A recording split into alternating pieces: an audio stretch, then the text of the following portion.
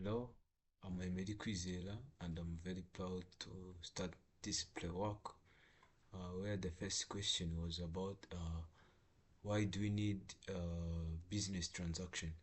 First of all, we need business transaction to ensure that all monetary activities are well recorded or well documented to guide us in future decisions. Also, we need recording our data to assist us in planning for future after analyzing the historical data. To mean that we analyze the historical transaction and then we predict or we plan for the future. Also, we call transaction to provide the clear overview of our financial health, which allow us to measure our performance or allow us to measure like what we did best and what we did wrong. Also, there is a question which asked about the role of journal. First of all, journal help us as a business to record our data in chronological way, to mean that in orderly form, where transactions are recorded. First of all, as I have said, the data or business transactions are recorded in journals. Also, the role of journal is that it provides us the chronological way to to organize our data. Also, to give us the way to detect the odd errors we did in recording our business transaction.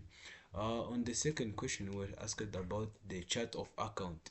The chart of account is the list of all accounts the business uses in financial transaction. First of all, these are the list of all accounts the business used to record all business transactions.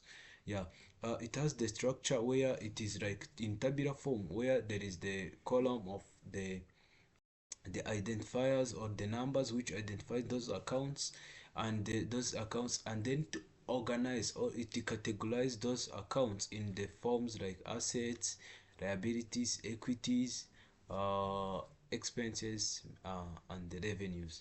There is also importance of the chart of this account. So one of the importance of this chart account is that it simplifies bookkeeping and reporting financial activities.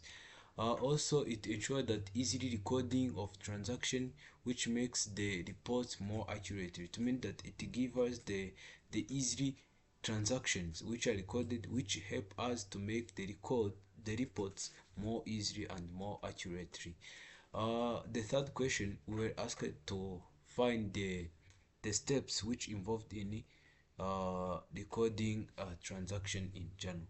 First of all, the step is identifying the transaction. Here you analyze the transaction where you see you observe the effect which accounts affected by the transaction. So after analyzing the accounts affected, you classify the accounts in as a debit or credit based on accounting law.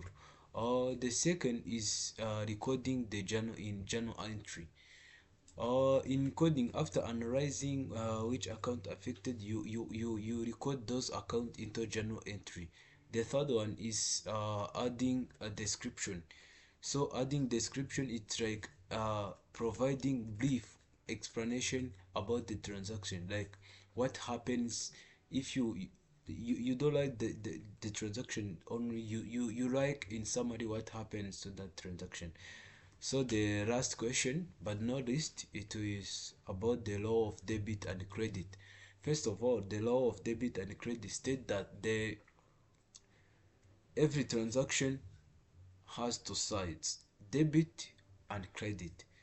Debit is where entry is the entry that increases the assets or expense and decreases liability, equity, or revenue, while the credit is the entry which decreases assets or expenses and increases liability, equity, and revenue. So in this, what to know here is that in this law of debit and credit, the debit must always equal to the total credit so that they maintain the balance in accounting equation. So thank you. That's what I asked. So thank you for your time.